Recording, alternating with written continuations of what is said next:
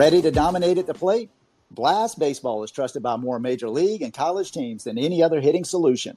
The Blast sensor attaches to the knob of any bat, providing real-time feedback with every swing.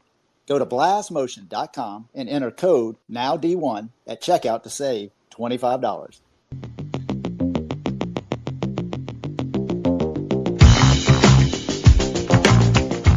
All right, everybody. It is 9 o'clock. Let's get right into it. We do this show every Monday through Thursday at 9 p.m. Eastern on Twitter Spaces.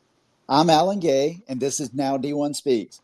Got a really big show tonight, man. I'm super excited about this. We got a big-time guest. We got Butch Baccala joining us, and we're going to have a fun time tonight. Hey, Butch, are you there? I am definitely here, listening to you. Hey, man, I am really excited about tonight. Thank you so much for being here with us. You know, generally, we kind of focus this conversation on uncommitted prospects, and I guess in many ways, hey, you're uncommitted, aren't you? I am definitely uncommitted, but I am committed to Athlete 911 baseball, if that can be committed to something.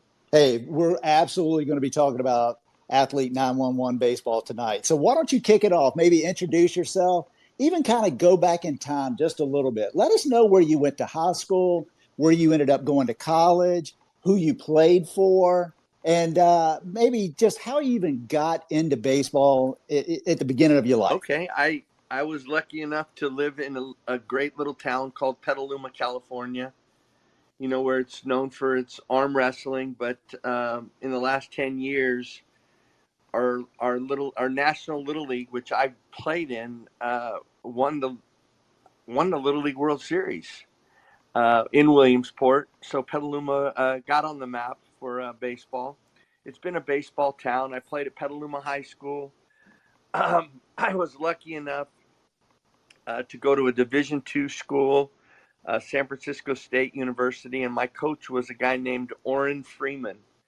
And for you guys that don't know Orrin Freeman, he was in the front office of the Miami Marlins. He was a scouting director, and just I was lucky enough to cross paths with him, and it really helped my baseball life and got me a job in pro baseball with a great guy named Gary Hughes, who was a Yankee scout and one of the most popular scouting directors of all time in Major League Baseball, who in turn introduced me to a guy named Roger Youngward, who signed Darryl Strawberry, Kevin Mitchell. He signed some pretty good players, and I got a chance to work for him. And just my love for baseball. I played Little League, and then I did not play baseball in high school till my junior year. And then I was lucky enough, my senior year, our team was, I want to say 30-1. We won the North Coast Section Championships, and I was lucky enough to be the co-California Player of the Year with a guy named Ron Robinson. Had a great career with the Cincinnati Reds as a big league pitcher. So let me ask you something. I mean, that's phenomenal right there. A couple things just right off the bat. So how long have you been involved in baseball? How many years? Oh, well, I'm the big 6'1" right now. So I would say over 50 years for sure. 50 years of baseball right here. And, you know, just a couple of things that you said were so incredible. I mean, immediate name recognition, kind of thinking back over your career, recognizing guys that were obviously very, very influential. And I think one big thing, and I always want to be mindful of our core audience, which is uncommitted prospects. I love that you're saying that you didn't play high school baseball till your junior year. And I mean, that's almost seems unfathomable to think of anybody doing that today, in this age. You know what I mean? So let me ask you something. Why weren't you playing? Were you playing other sports? You just weren't interested? I mean, kind of what turned you on your junior year? No, I like tearing people's heads off as a middle linebacker. And I loved football. And I loved basketball. I mean, I think I was the only freshman that ever played on the varsity at my high school as a freshman basketball player when I was skinny and agile and had agility. And I loved basketball. But then I played during the summer of my sophomore year, I want to say. So I went out for the high school baseball team, and I played. And then I got asked to play for the Giants rookies before my senior year. And then my senior year, I had a lot of good teammates that were really good players. And it's funny because we played our championship game, and one of my opponents was the University of Arizona coach, Chip Hale. So, we have a rich baseball tradition in Northern California. Uh, in Petaluma, baseball is loved and revered.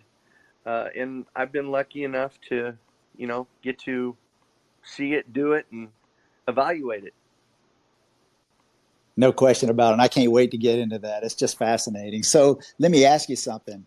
What position did you play, or what positions did you play? And then ultimately, what were your strengths? And then what were a couple things that you think in probably ultimately or in the long run just kind of held you back? Well, I think my strength was I loved to compete, and I wasn't afraid to work. Um, I had ability. I could throw a ball through a wall. I was a catcher, and then I became a pitcher. And I could throw the ball hard, um, and I could throw it by people. So obviously, when you can do that, and you're not afraid to work, and you're not afraid to get beat up a little bit. You're lucky. You can have success, and then you build confidence in your ability, just like any young man would. And then you start believing that you can play, and that you can play with anybody. And it served me well. My sophomore year in college, I played for the Hutchinson, Kansas Bronx, and my roommate was Roger Clemens. And I played with Dan Plesac, Greg Matthews, Ray Hayward. 8 of the 10, I was our fourth starter, and 8 of the 10 pitchers on our staff, 7 of the 10 ended up pitching in the big leagues. So it was a fun summer. Dave Snow was the coach. I don't know if you know Dave. He was at Long Beach State and Fullerton, just a legendary college coach in Southern California.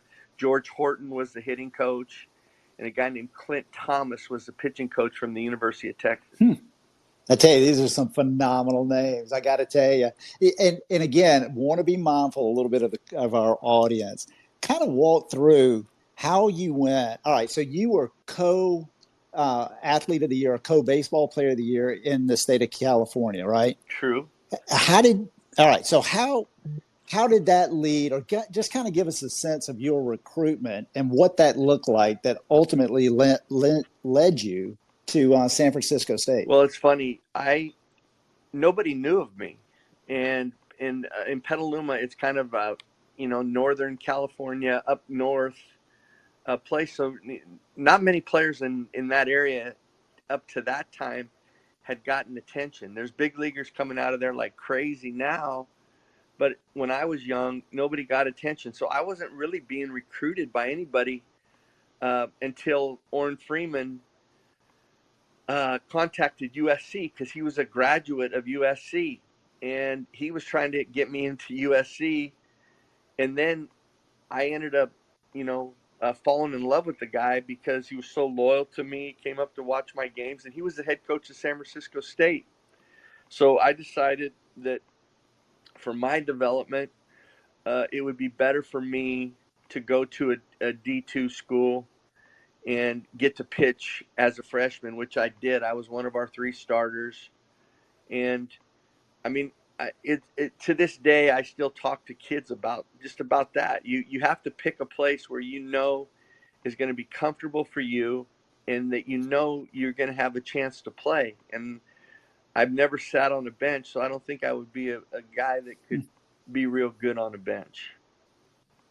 Man, I love that you said that, Butch, because that's one of the things I always kind of think about myself. I mean, the goal of playing college baseball is to play college baseball. And I love the way you just put that. It's not to go and sit on the bench. And there's so many avenues. I mean, it doesn't matter. D2, NAIA, junior college, mid majors. I mean, there are so many good baseball programs, so many good baseball players. There's just a lot of avenues to kind of further your career. But ultimately, you know, you, hey, you got to have an objective in mind that you're kind of driving to, but you got to find the relationships too. And it sounds like you found one, honestly, in Orrin Freeman. I mean, he was obviously very, very influential in your life and kind of put you on a path that led to where you are today. And there's no doubt, and that's why I talk with all of our players, since there's so many choices for kids. And as we know, usually kids stay within a 500-mile radius of their home. So, the special ones get to go to those Power Fives, and the elite type players get to go to the Power Fives. But there are so many schools that want players and need players. And I was lucky enough that he was a Division II coach that had played at USC. My recruiting visit was with Fred Lynn at the pool at the Oakland. Hmm. When Freddie was with the Red Sox and they were in Oakland, I got to go sit by a pool all day and watch the guy play cards. And I mean, it was, just incredible things for a kid that grew up in Petaluma. And, in the summers in Petaluma, I was out on a ranch, the Volpe Ranch, running down cows and running through horse manure pits. So, I mean, it was all really, really exciting for me. And, I mean, yeah, D1 is great, but I got to compete with those guys when I went with Clemens and Plesac and Hayward and these other guys, Matthews. And I saw that world, and I knew I can compete in that world, and I was good enough to compete in that world. But everybody has a different path and a different process. And, it's like I tell all kids now, hey, if you get to play college baseball, and go get a chance to get a degree in college, that's something that nobody could snarl at. Like you got to be happy with yourself, and everybody's path is different. No question, Butch, man. That's something that stays on your resume for the rest of your life. You'll be able to tell people, hey, this is where I went to school, and oh, by the way, I played a little ball at the same time. I mean, that'll never leave you. Hey, everyone that's joining tonight, thank you so much. We absolutely appreciate it. If you got in late, don't worry about it. We record this space, and one of the reasons we record it is so that we can retweet it out later. We're talking with Butch Baccala tonight. Fantastic dude. I tell you, he's got an unbelievable career. He is a wealth of information, and we're just very, very fortunate that he has taken out a little bit of time to kind of talk with us this evening. So, hey, so in speaking about talking with us, kind of give us a sense of, again, that core audience. Just give us a sense. What was it like your professional career to be drafted, and then just kind of being a ball player, pro ball player? Just what was the day to day like? I mean, it's fantastic. My pro career really didn't get off the ground because I was hurt, and I ended up, having Tommy John. Then I had they did a dye test in my neck to try to find out what was wrong with me, and the dye went up into my brain, and I had a grand mal seizure.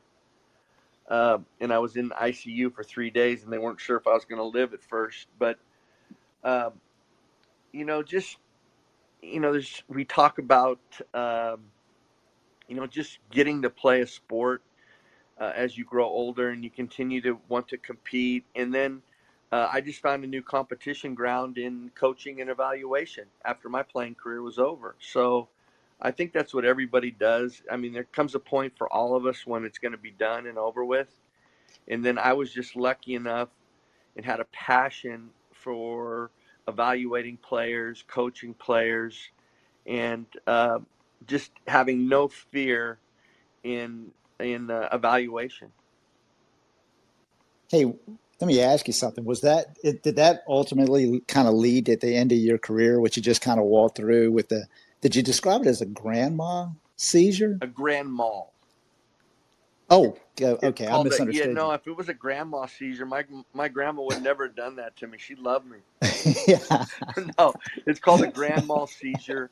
And I was sitting there talking with my parents after the procedure, and all of a sudden, I just blacked out. And all I could hear was code blue. And, Mm. and then I remember waking up 3 days later and thinking to myself, wow, do I want to have kids? I want to have a family. And maybe this isn't my right path right now. How old were you? I was 21. Oh my word, you're just a I was a kid. baby. No question. 40 years ago, Come on brother. now. Come Man. on now. Yeah. You don't have No. to remind me. All right. So when your career did kind of wind its way up or down, Yes. so what kind of led you into scouting? How did you make that move? And tell us who all you scouted for, and then ultimately, how did you get promoted to cross checker? Yeah. Okay. I started out at Santa Rosa JC as a pitching coach and recruiting coordinator, and Orrin Freeman introduced me to a guy named Jim Fleming. Jim Fleming was a coach at University of Oklahoma, and he ended up being assistant to the general manager of the Miami Marlins also. He hired me in the summer to coach up in the Alaska League at Matsu, and we eventually went to Wichita to the NBC, and we won Wichita that year, and we were the NBC champions. So right after that, Steve McFarland, who was the head coach at Cal Poly San Luis Obispo, called me and offered me his recruiting coordinator job and pitching coach's job at Cal Poly San Luis. So, I jumped on jumped in the car and I was down there in within 2 days, and I was the recruiting coordinator and pitching coach for 2.5 months, and then Roger Youngward called me through Gary Hughes, the great Gary Hughes, and offered me a Northern California scouting job and the pitching coach of the Bellingham Mariners in the Northwest League. So it was like the both. First of all, I got a $20,000 raise over what I was making at Cal Poly, so that made it pretty easy. And I was going to get the best of both worlds. I was going to get to scout and learn how to scout, and then I was going to get to be a pitching coach, with which I had a great passion for and love for. And then I scouted for the Mariners for 2 years. I came back to Petaluma and coached. I was the head baseball coach at Casa Grande High School. And then I took a job with the Atlanta Braves for 10 years. I started out in the Northwest as a Northwest area scout. Was there for 3 years, and then I got promoted to our, West Coast cross checker. And then I stayed in that position for, I want to say, 3 or 4 years. And then I went to the Reds and I was promoted to national cross checker, which I served for like 8 years there. Unbelievable. Man, I love it. So how long was just your scouting career? 26 years. 26 years. I know you can, but would you mind maybe naming a couple of names, a couple of guys that you kind of went out and found and promoted within the organization that they may be the right Well, fit? some of the players that I signed early in my career was a guy named Kerry Woodson, who pitched for the Mariners. I got him in the 29th round. In the following year, he ended up being the California JC Player of the Year. And I had him signed for 40,000. And then he decided that he was going to go back to San Jose Community College, and he played with a guy named Scott Erickson. And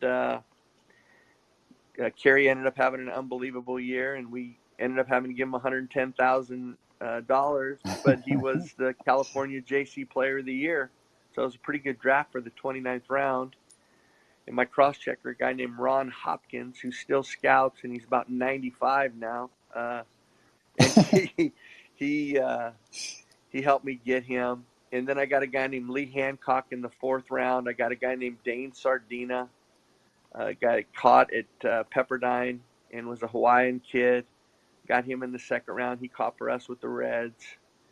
And then, then I started cross checking, and some of the bigger names, I had to do with were, Joey Votto, Homer Hmm. Bailey, um, you know, man, the shortstop that we got from Tennessee, and I'm drawing a blank on his name now, but we took him in the 2nd round. There's been a lot of them. I've been lucky enough to been tied to a lot of good players, and but when you're scouting and you do a good job, it's all about team and all about just getting good information, making sure you see a player enough times so that you have a good feel for his ability to play, but you also can come to a determination about his makeup and how he competes, how he gets along with his teammates. But number one, and I tell all kids that I watch, because they talk about makeup, and I hear other coaches talk about makeup.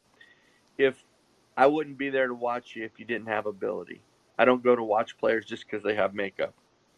So ability has got to be number one, and then the other things, in the bottom half of the circle, the makeup, the game awareness, the instincts, all that stuff comes into play.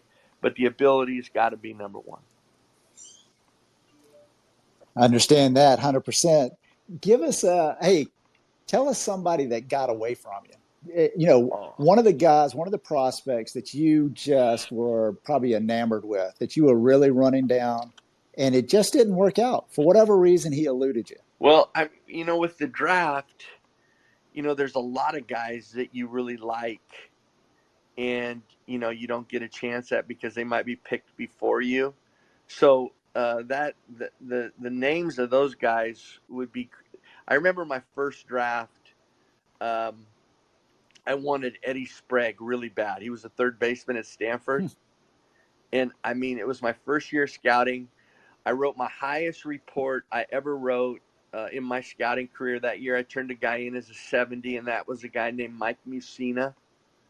And then I had Eddie Sprague that was also at Stanford, and it was down to him or Tino Martinez, and my boss liked Tino Martinez better than Eddie Sprague, so I lost him.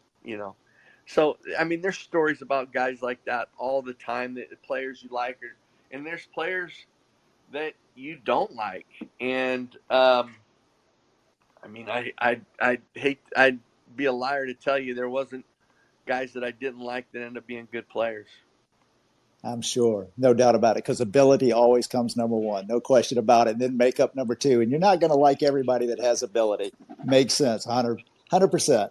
Hey, let me ask you something, Butch. And I put this down, and I wasn't sure. Don't want to rub any feathers the wrong way. Is it too soon to ask you about ice cream sandwiches?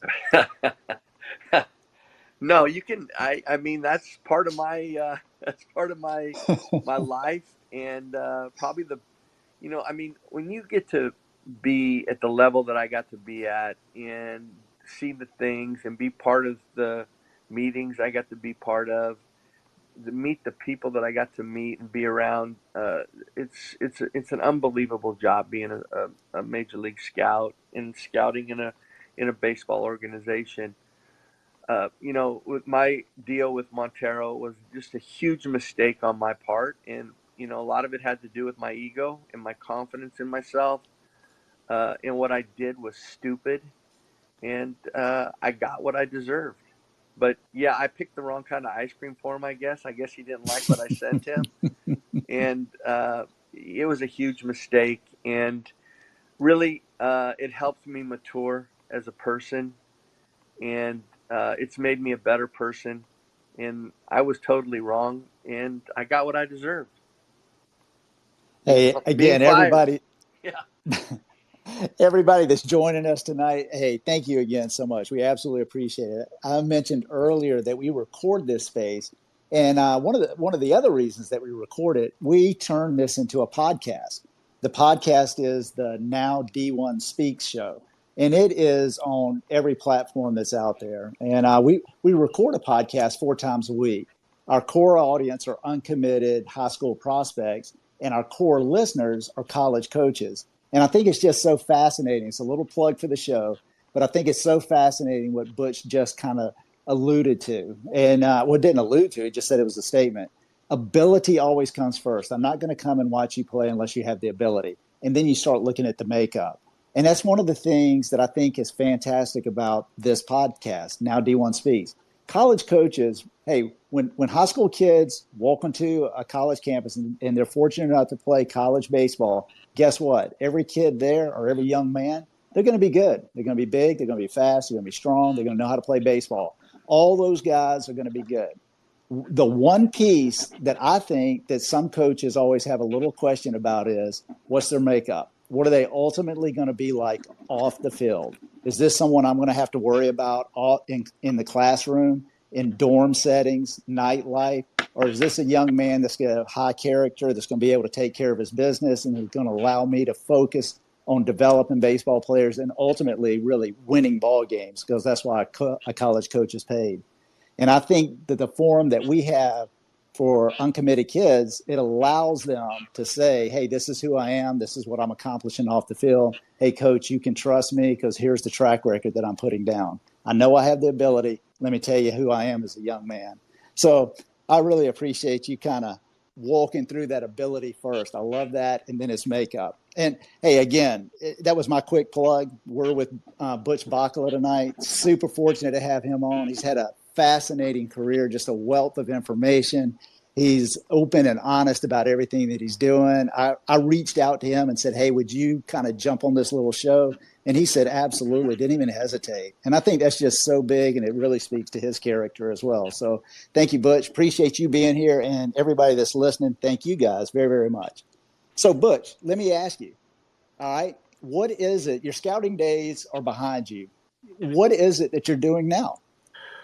Well, I started, obviously nobody wanted to hire me after my incident with Montero. And, a career of 26 years just thrown to the side, for 5 minutes of stupidity. And so I came home and for a year, I just ran all over the place, worked with kids, and just tried to find my footing. Like I'm not going to be able to get back into Major League Baseball. Uh, so what am I going to do with the rest of my life? And uh, to be 100% honest, like I am with everybody all the time, um, I was going to have to work for the first time in my life. The baseball life and scouting.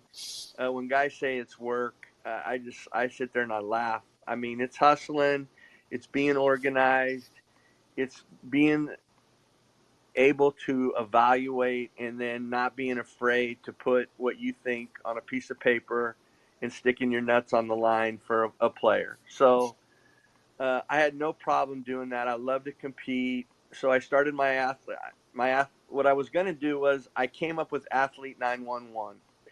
And what I was going to do at first was I was going to start a business that helped sports people that were having problems, that were thinking about committing suicide.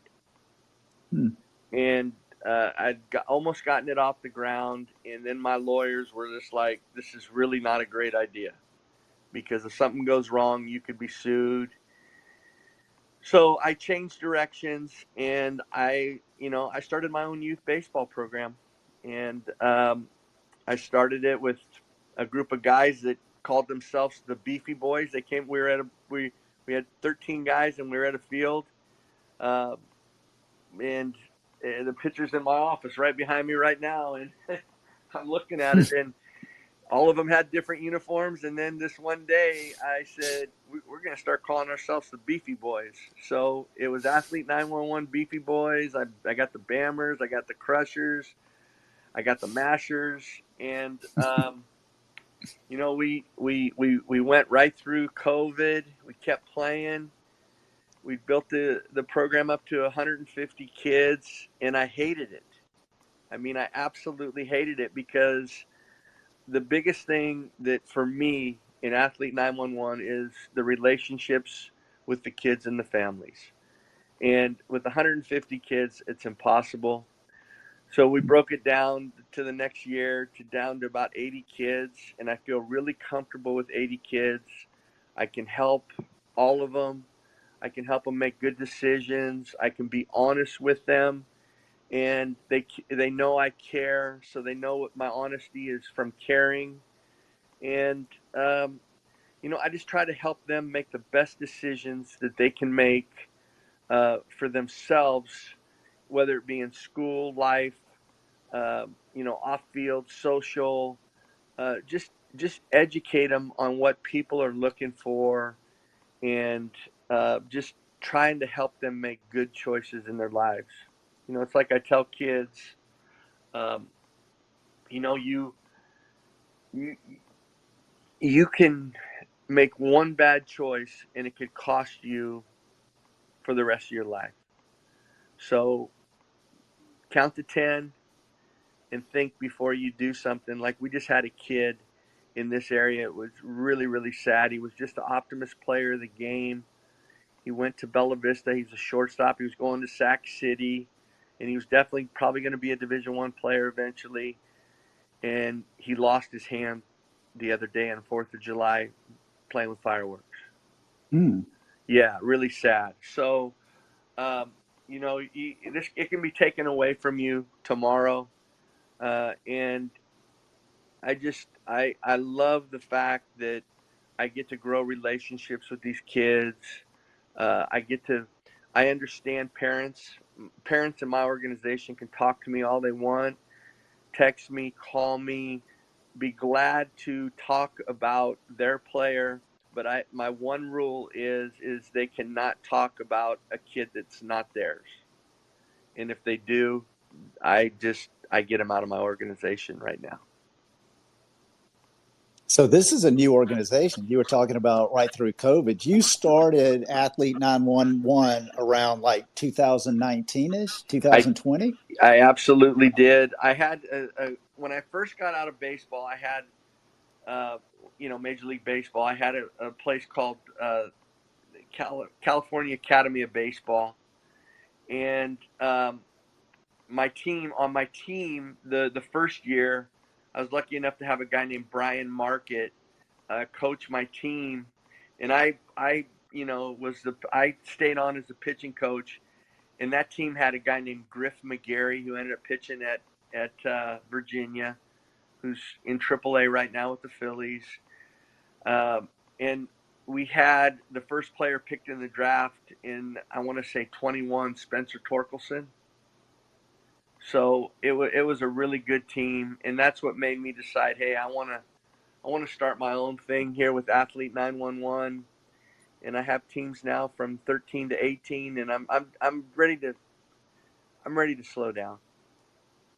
61 years old. I want to enjoy my mom, my sister, my wife, our kids, and not always be it, because I cannot. I Our teams, I go see all of our teams. 13-year-olds, 18-year-olds. I go when they're playing. I think it's really important that I go and show my face and support those kids, even when I'm not coaching them. And so it's an every weekend thing. I think that's important too. It means a ton, not only to the kids, means the world to the parents. So 80 kids is kind of that feels good. So you have essentially six teams. I did, I did, and I've been able to do that for the last 5 years. But now I'm actually going to downsize to four, and I Huh. carry 15 kids on each team because I do not take any chances with pitch limits, and we follow pitch limits. I don't throw kids 155 pitches or 130 pitches. I got a plan for each age and developing starter types, reliever types. I use our bullpens like they're pro bullpens, and we don't overuse kids. We're not in it. Our Gotcha. our agenda is our kids, but it's not to hurt our kids. Well, let me ask you something. As you kind of look back over your baseball career, honestly, from just starting to play, when you were just a little kid, even through football, the whole thing, certainly your pro career, your all the scouting experience that you had, now what you're doing with Athlete 911. Honestly, what's really been kind of your favorite moment of time in your career? Like what's been the most enjoyable and the most rewarding? Well, I mean, I have a few World Series rings, so those are pretty memorable and fantastic. I mean, I got to sit in 2 advanced meetings for 4 hours at a piece at a time with Bobby Cox. And anybody knows, who Bobby Cox is, knows that he's a great character, but a better man and great baseball person. And I love, uh, for me, the best thing about this thing is the relationships. I love the relationships I have with some of my players, some of their parents. I mean, there's always going to be people that are tough to deal with, but when you're a parent, I was a parent. I had 2 kids, and I understand that all those parents, all they do is they love their kid, and they just want to see what's best for their kid. And sometimes people just cannot control their emotions. And I'm one of them. I mean, I'm emotional and fired up and have passion. And it's taken me a lot of years to control my passion and put it in a positive way so that it doesn't offend people because, I'm straight at you, honest. And, in today's world, there's not too many people that want honest. You got that right. 100%. Couldn't agree more. Hey, just kind of want to give you a little bit of a sense of who I am and maybe a little bit of my age as well. And for the people that are listening, hey, Butch and I, we don't know each other. I made the comment earlier that I just kind of reached out to him and said, hey, would you be a part of this show that we do? And he was just like, yeah. I mean, that just kind of gives you an indication of who he is. But we don't know each other. And this will be a podcast, and it's all live. There's no cuts. There's no edits. There's no let's do it over. It's just out there, and we just kind of record it. Absolutely, again, appreciate Butch being here. But Butch, just so that you know, I love when you're talking about Bobby Cox. You may have noticed, I'm not sure, you're from Northern California. I have a little bit of a Southern accent. I'm from Georgia, right? And I Yeah. grew up a Braves fan, right? And just to kind of give you a feel for my age, the first pro game that I ever saw that my dad took me to was the Braves and the Montreal Expos, and pitching for the Montreal Expos was Steve Rogers. Oh my And gosh. there you go. And the first autograph I ever got was from Larvell Blanks, Sugar Bear, Oh yeah. Larvell Blanks with the Atlanta Braves. So Yeah. I know all about Bobby. Well, I don't know Bobby Cox certainly, but I was all through that era. But so really was impressed even. I didn't realize that you were with them. I think you said for 10 years. So that kind of made me put a little smile on my face when you said that as well. Thank you. I got to lucky enough to work for a guy named Paul Snyder. I worked for a guy named Chuck Lamar, who was probably the most talented scout that I've ever worked with. John Shearholtz, Oh, yeah. unbelievable, incredible mind. I used to love when we'd get on trade talks. We start talking about the player, and every time at the end of the talk, John would say, "Gentlemen, I respect and appreciate the information you have given me.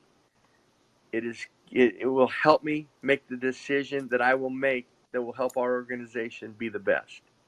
Wow. And it's just incredible. Some of those people are just such dynamic, positive mindset winning people that I've been very lucky in my baseball career. No doubt, man. I tell you, the best thing that ever happened to the Braves organization is when John Sherholz left the Kansas City Royals. That absolutely turned the corner for the Braves. They became a different organization completely. It's just like a player, one player can shape an organization. If you look at, the Reds right now, De La Cruz, just the jump that he's given them, and it shows you that just one player can change the fortunes of an organization, and that goes for a leader also in the front office. And John Shearholtz was definitely that. No question, man. No question about it. Hey, again, everybody that's listening, thank you so much for being here. We absolutely appreciate it. If you're an uncommitted prospect and you're listening to the show and you would be interested in being part of this environment, please reach out to me. I'm on Twitter. I'm at now_D1. I will tell you that we're pretty much booked through July. I think I've got one day available, but August is open. We're going to continue to do this series all the way through summer, and I'm sure we're going to run it into the fall. And so I would just ask that you reach out to me. We'll figure out a date. Hey, again, we're talking with Butch Baccala. Just a fantastic evening. Just really very, very appreciative of having him on. Just his open honesty and just kind of really just talking about his career and other people's careers as well. So, Butch, let me ask you something. Again, with our core audience, these are guys that are trying to get to the next level. Kind of give us a sense of your perspective on really the state of college baseball recruiting today, and especially when you take into account, the new contact rules and really the transfer portal. What's kind of your overall sense of where we are with college baseball recruiting? Are we in a good place, or is there some changes that potentially need to be made? I mean, obviously, the game, college baseball's changed in the last 3, 4 years. Coaches are making massive dollars, 750 to a million to a year. So the pressure on them to win and to have winning programs is enormous. So they have to, it's become a more competitive world. People are stealing. I mean, I call it college baseball free agency because, players can be at one place. I'll give you, for instance, the shortstop at Sacramento State, this kid named Alloy that came from Hawaii, that is an out of sight player, definitely a Power Five type player. Uh, has a big year at Sac State. He hits in the 3 hole. He plays shortstop. Just a premium player. A guy that like Reggie Christensen, the head coach of Sac State, can build his program around. And all of a sudden, it's the end of the year and his legs are cut out from him. The guy, enters the transfer portal and he's going to Arkansas on, what is believed to be a $300,000 to $400,000 deal. So the money part of it, um, it's ruining college baseball in my opinion.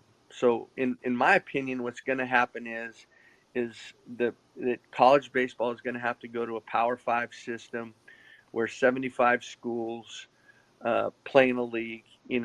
Four different leagues. This West, Midwest, East, and South, and they have their own World Series in Omaha, and then the mid majors have their own league and play in their own World Series because it's going to get so far out of hand because different schools are able to pay money to get players. I was just told the other day, 2 days ago, that a player was drafted in the fifth. I want to say it was the fourth or fifth round. Turned down a deal to sign with a major league team and lost $150,000 by signing with the major league team. Oh my goodness. Yeah, so it's definitely the landscape has changed. In my opinion, what's going to happen is the Power Fives are going to be the minor leagues for Major League Baseball, and then the mid majors are going to be the minor leagues for the Power Fives. And guys that have good years in the mid majors are going to be looked at, and then they're going to be given deals to come to the Power Fives. And it's just going to be a process that how it runs. And just like a minor league system, as you can see in the draft the last couple of years, in my opinion at least, um, it's all set up for the elite high school players are going to get drafted in the first 2 rounds, 3 rounds, and it's going to be the elite ones are going to go, and then there's going to be a lot of really really good players that end up in college because from the third, fourth round to the 15th round, it's going to become a Power Five draft of big arms, velocity inventory arms, college position players, and the baseball's changing. So I think young kids cannot take it as a cut if they go to a junior college. Is I think young kids, and I tell the kids in my organization that there is nothing bad about going to a junior college and playing for a year or two, learning how to become a man, learning how to maybe live away from home and just maturing before you go to an NAIA, a Division III, a Division II, Division I, but the number one goal having to be to get an education, and then with that education, getting the chance to play baseball. And I mean, I just put a thing out on my Twitter about the results from the 2023 draft by position, and it's crazy. There was 3, 4, 5, 10, 34, 40, only 43 junior college players drafted this year in the whole country. 43. That's nothing. When you think that there's 259 right-handed pitchers drafted, and 196 of those are Division One college, Division Two, Division Three college pitchers, and then there's only 39 high school players drafted, and then 24 junior college. That's great. One junior college first baseman was drafted. Just one in the country. Just one JC shortstop in the country. One third baseman JC in the country. But I think kids have to understand, if you're not an elite player, you can still have the dream of Major League Baseball, because you can go to a JC, you can go to the D3, D2, NAIA, D1 eventually and get drafted. But your main goal has got to be, you're going to get a degree and you're thinking about your life after baseball. Yeah, no question about it. Amen on that piece. Because it doesn't matter how good you are, your career is definitely going to end. There's no doubt about it. And that an education will stay with you for a lifetime. And the connections that you make in college, and as an example, the connections you make just through your college coaches. Look how the coaches have shaped your life, Butch. I mean, you couldn't give better advice. A couple things that obviously stick out. I love, and you're right when you're talking about the money that the Power Five coaches are making. They're making big time money. And it's just laughable to still think about 11.7 scholarships because baseball is, quote unquote, a non revenue sport. You know what I mean? And you're thinking, well, wait a minute, these guys are making a ton of money to be coaching a non revenue sport. Something's not quite adding up. And, I think in many ways, COVID had a huge impact probably on this draft as well. I think you just have had an influx of players staying in college. Well, it was kind of diminishing other positions and they were able to continue to develop. And oh, by the way, all of a sudden NIL money kind of came about, and maybe it made sense maybe to hang around one more year or whatever it was. And so I think you're 100% right, where each division's kind of feeding into the next division. But I think, and I'm old school too, because I feel like, it's just not the same game anymore. But if I try to look at it objectively, I think in some ways it really gives these players a lot of power.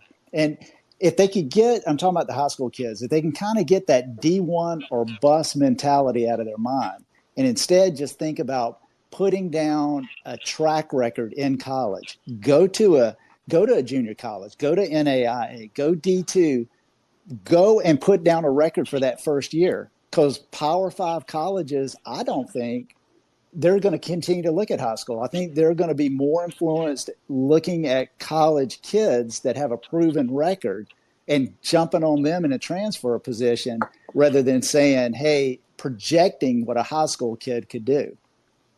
I think the biggest thing that if you were to talk to, you're to talk to college coaches, they would tell you the biggest thing in the problem with high school kids getting to their program is they're just not strong enough.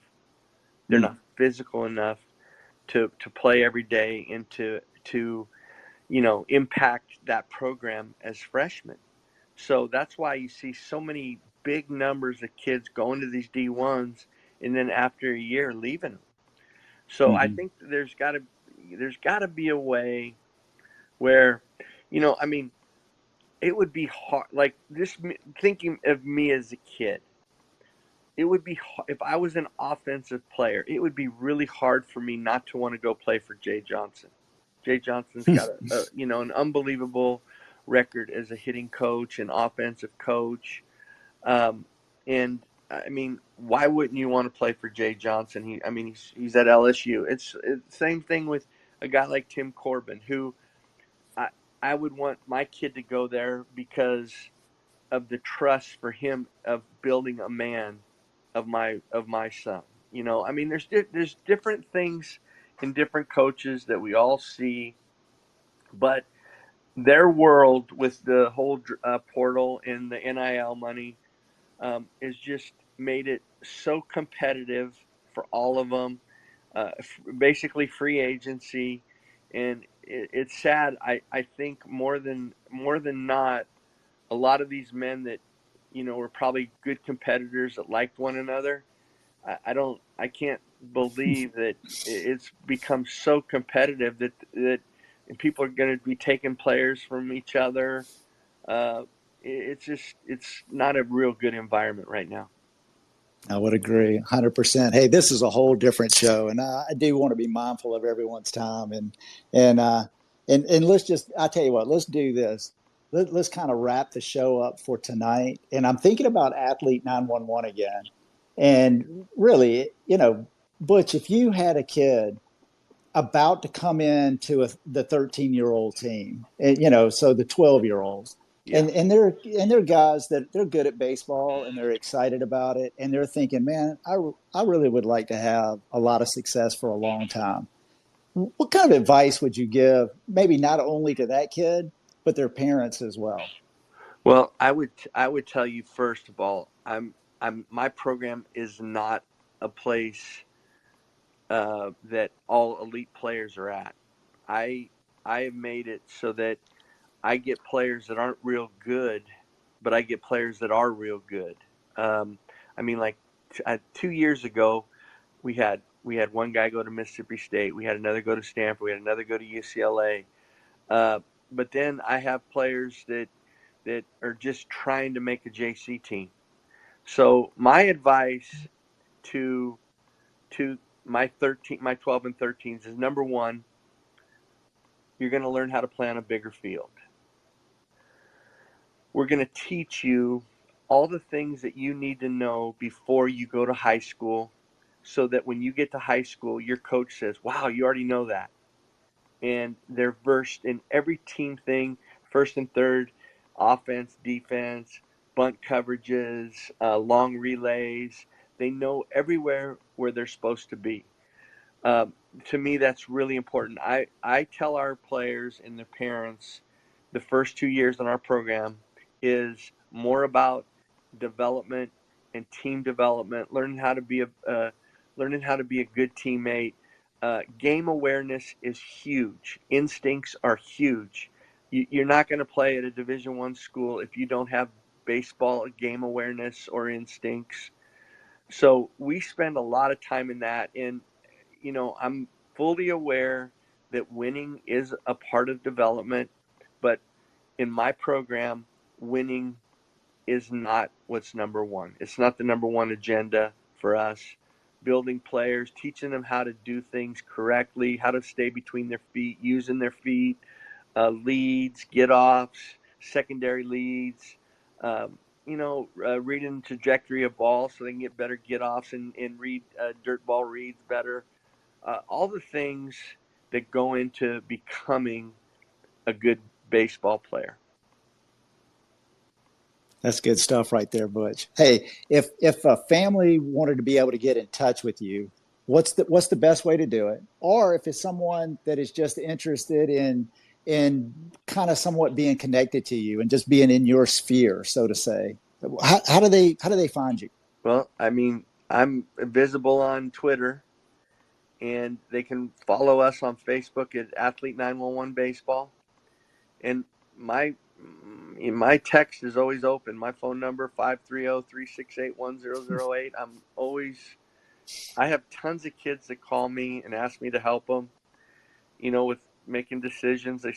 Kids send me tape all the time, and it's I mean, I enjoy the relationship part of it. I enjoy being able to help kids, and what I tell kids and what I truly believe is when if I'm going to talk to a college coach for them in on their behalf, um, yeah, I'm going to have a baseball opinion and my evaluation about the player. And all of our evaluations about players can be different. But the number one thing that I have to do as a leader of an organization is when I tell a college coach, I've got to be right on that player's makeup. Okay? Because we're all going to have a difference of opinion and ability and how we see ability and how we're going to project ability.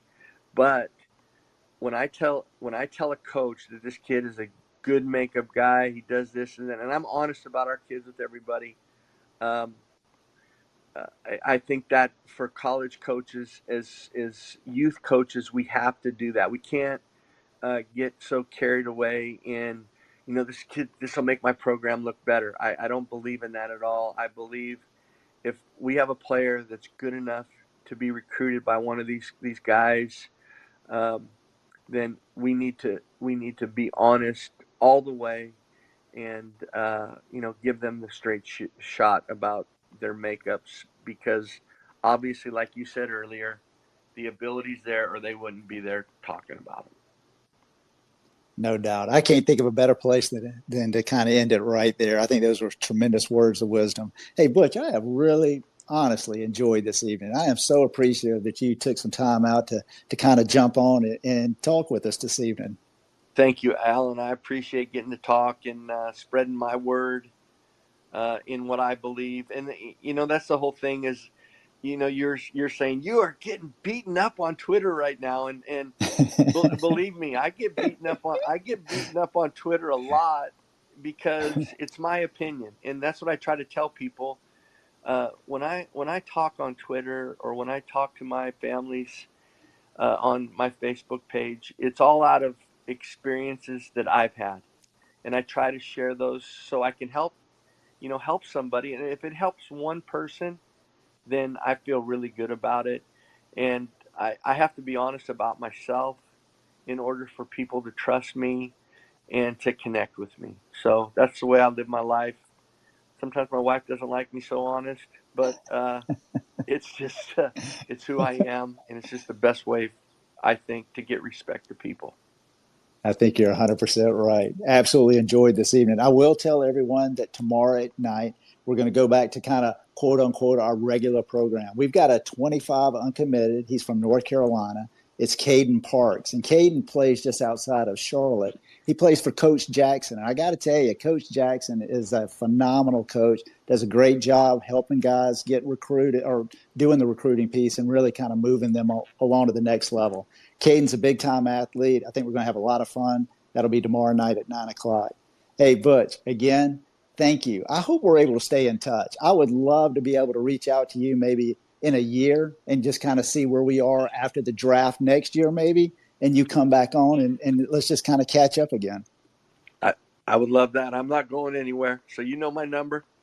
I'm here, and I'd love to talk with you anytime, Alan. Thanks for having me on, Hey, man. thank you so much, guys. Hey, we're going to end it here for tonight. So thank you, everyone. Good night. Hey, let me ask you something. Are you ready to dominate at the plate this season? Blast Baseball is the #1 hitting improvement solution, trusted by more major league, college, and travel ball teams than any other. The Blast sensor attaches to the knob of any bat, providing real-time feedback with every swing. Metrics are automatically sent to a smartphone app, generating insights that allow you to analyze and improve your hitting like never before. Go to blastmotion.com and enter code NOWD1 and you will save $25 at checkout. Unlock your potential with Blast.